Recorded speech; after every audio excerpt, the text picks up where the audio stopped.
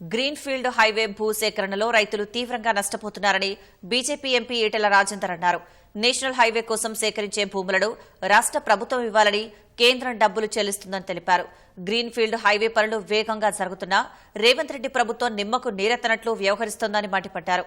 రైతులు ఆత్మహత్యకు పాల్పడుతున్నా సీఎం పట్టించుకోవడం లేదని, అన్నదాతల తరపున పోరాడేందుకు సిద్ధంగా ఉన్నామని ఈటెల హెచ్చరించారు.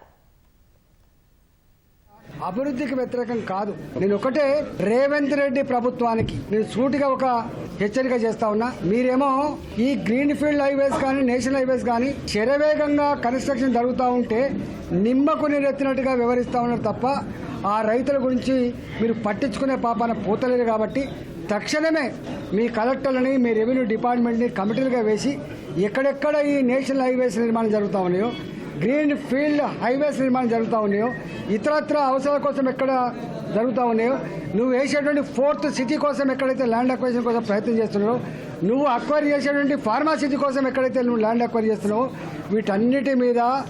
వీటన్నిటి మీద ఏ ప్రాంతానికి ఆ ప్రాంతానికి కమిటీలు వేసి, కలెక్టర్ కమిటీలు వేసి దాని ధరను సవరించి నువ్వు కేంద్ర ప్రభుత్వానికి పంపితే వాళ్ళు ఎక్కడ కూడా అభ్యంతరం పెట్టకుండా రైతాంగాన్ని డబ్బులు ఇచ్చే ఆస్కారం ఉంది.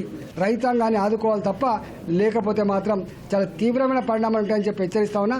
అవసరమైతే మేమే రైతుల పక్షాన ఎక్కడైతే రోడ్ల నిర్మాణం జరుగుతూ ఉందో మేమే రైతాంగం పక్షాన పాదయాత్రలు చేసి రైతులకు అండగా ఉండి మీ మెడలు వంచి ఈ ధరలు సవరించే ప్రయత్నం చేస్తాం.